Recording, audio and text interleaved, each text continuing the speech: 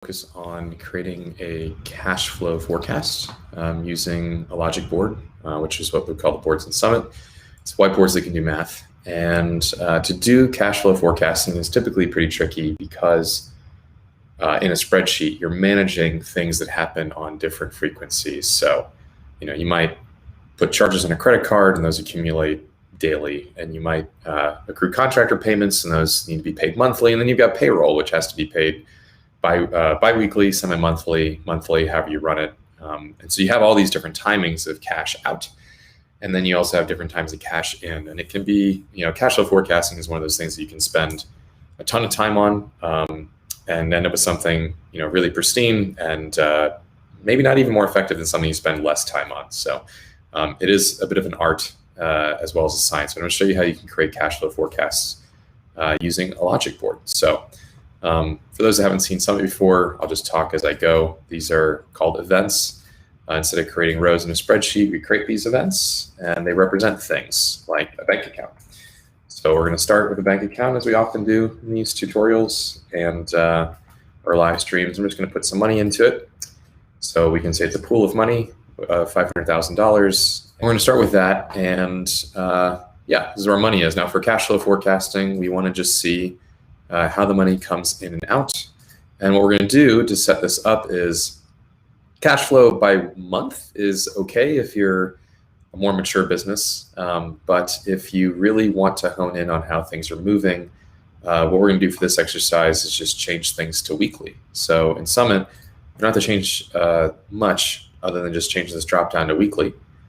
And we're not going to look out 12 months for this exercise because that's it's a lot of columns there. But why don't we just do a weekly cash flow forecast going out for a few months here? So we're in, let's say we're August 1st. Let's go out to November. I'm just going to hit run again. So I've got every week between now and November 1st across the bottom, and we have this bank account balance, and we're going to have it start again in starting on July 1st. We're going to go ahead and have this start on August 1st instead, because we're kind of starting this here, and you can see how this $500,000 got put into the August 1st week, which makes sense. And now we're just going to start adding other things that cost money, and we're going to introduce a couple concepts here. One of them is called a gate. So I'm going to create another event. And what is a gate? So what we use in Summit are these different shapes. And gates are what we're going to use to control cash flow. So Summit is a simulation, things are flowing around, lends itself really well to money flowing around or even products flowing around if you have inventory. But again, here we're going to focus on cash. So we will start by adding some expenses. So let's just say we have contractor expenses. And then we're going to have payroll expenses. So payroll expenses. So we'll call these employee expenses. Oh, I can type. And both of these are human resources, right? So what we're going to do is we're going to say that contractor expenses is a gate, and we're going to start out at 0, which means think of a gate as accounts payable, money that you owe. We can use a gate to collect accounts payable for both contractors and employees, and then pay them out on a certain frequency. So we'll get to that in a second. But let's also do another one, which is a little bit different. Let's do credit card expenses. So this would be something like on your Brex card or your Ramp card or whatever it is you use, your MasterCard. And this is going to be a gate as well. And what's nice about those kinds of cards is, of course, it helps you control cash flow because you will pay that card on a certain frequency, which suits you, as opposed to whenever you charge those things. So let's put in some imaginary charges here that might go on this kind of card. So you've got hosting fees, which is going to be, it's a negative number because it's a source of cost or loss. So let's just say your hosting cost is, I don't know, everyone has a different reaction because we all spend different amounts on hosting. Let's just say $2,500 for your Heroku, AWS, whatever it is, bill. And then we also have things like travel. So we'll put in travel here as well. And we probably don't travel that much, but let's just say that once a quarter we spend, I don't know, $3,000 on travel. And we can also do things like a K in Summit to represent 1,000. We can also do things like this wavy line to represent an estimate. So we'll say it's about $3,000 a quarter. All right, so we want to give these each starting date of August. Let's start August, and travel is going to repeat quarterly, $3,000 a quarter. So not traveling much. And we're starting in August, and it's running. Where while that's doing that, we're also going to have hosting fees. It's going to start in August as well, and we're going to have hosting fees repeating every month. And let's see. So these both are going to go on the credit card. So we're going to just click and drag. We can just point these expenses here, our credit card, and that's going to control when these. So these will accumulate, and they'll hit this. But then we can change this to see when it hits our bank account. So we're basically creating a gate that allows us to control the flow of expenses, ultimately to when they get drawn out of our account here. So the next thing we want to do is change contractor expenses. So let's have kind of a contractor over here, which is going to be contractor 1. And let's say that that's a source of expense. You can also say source, something that repeats. So let's just say this is $4,000 a week. This is an expensive contractor here that we're working with for all intents and purposes, but it's $4,000. We can change this to weekly. So what I've already done here is I've got, contractor expenses weekly, travel expenses quarterly, hosting fees monthly. So these are all happening at different recurring frequencies or cadences. But what we can do is we're basically going to use these gates here to still allow us to control when these exit our bank account. So the expenses accumulate naturally, sort of when they would, just based on usage or expense being accrued. But the payouts are going to happen according to these gates. So let's do one more. Say this is a contractor, and for whatever reason, instead of being $4,000 a week, it's $10,000 every other week. So we can even say biweekly, right?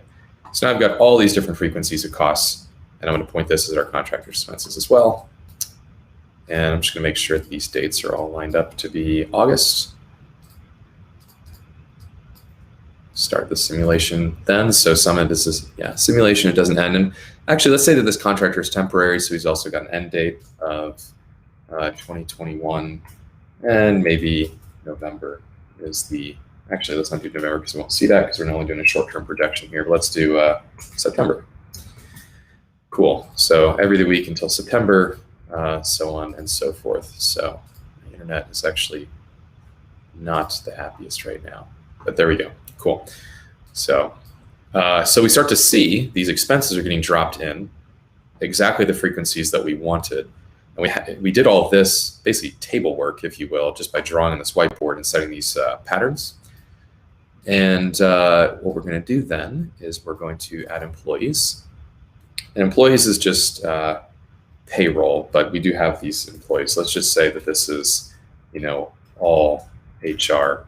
We're just going to do a large source that summarizes all of these and say that this is, say, $40,000 a month in costs.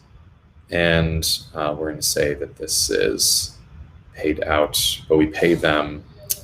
Actually, let's do this. We're just going to use this employee expenses here. So we're going to say that this gate receives employee expenses. So we actually accrue costs to our employees on a, let's say, biweekly basis. So we're going to say $20,000 semi-monthly here.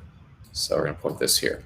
So now we've got semi-monthly human resources. We've got biweekly contractors, weekly contractor expenses, quarterly, and monthly. So basically, this is all accounts payable, to use the accounting jargon.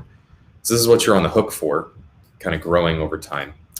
But we don't just pay things as soon as the bills come in, or even as soon as we, have the charge. So this is our accounts payable, kind of all as a general category here. So we can build little labels and things in Summit, draw boxes, and then we can have each of these gates control when we actually make these payments out and pull them from our bank account. So employee expenses is going to be a twice a month semi-monthly, and we're going to start this on August 1st. And we're going to start contractor expenses also on August 1st. And we're going to pay contractors monthly, even though they accrue costs at different intervals. They'll send us those bills, but then we pay out monthly. It's just kind of our terms of engagement. And then our Brex card or whatever it is, we pay out actually at the end of each month. So we're going to say let's do August 30th. And we will say that this is end of month. So what we can do then is begin to see how, so you see these credit card expenses. So we have $2,500 here coming in on towards the end of the month, $2,500 repeating. Travel is quarterly, so we actually don't have that charge all the time, but it is quarterly. So when we have it, and we pay that as well. Okay, so now we can just point these expenses at our bank account. And like that, we've basically done is we've used Summit here, this logic board, to abstract or separate when these charges accrue with when we pay them out.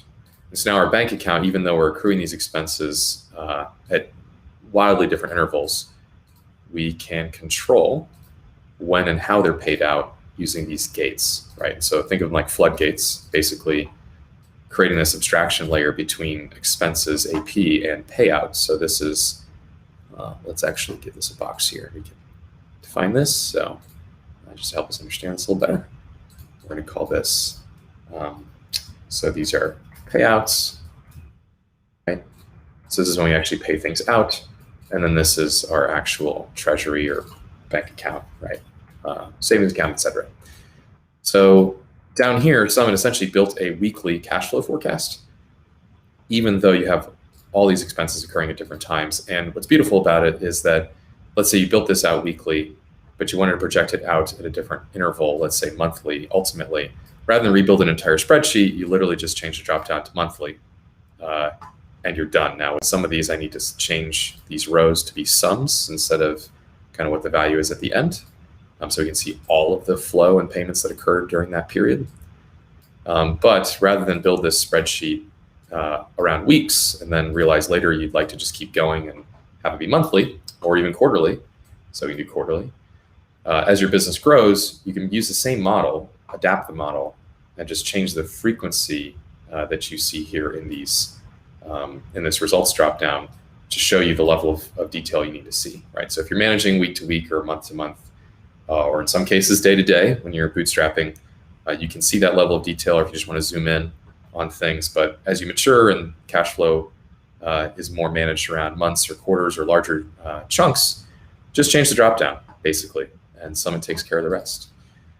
So this is a cash flow model. Obviously, it's quite simple, but we built it in a total of 13 minutes with commentary. And those of us that have built cash flow models in Excel or spreadsheets know how painful this is to build there, because managing time is just quite the ordeal. So if you have any questions, love to see them in the comments or responses to the tweets that went out. You can also find this on YouTube and rewatch anytime. But thanks for watching a little bit more about Summit, and can't wait to share it with more of you. Bye for now.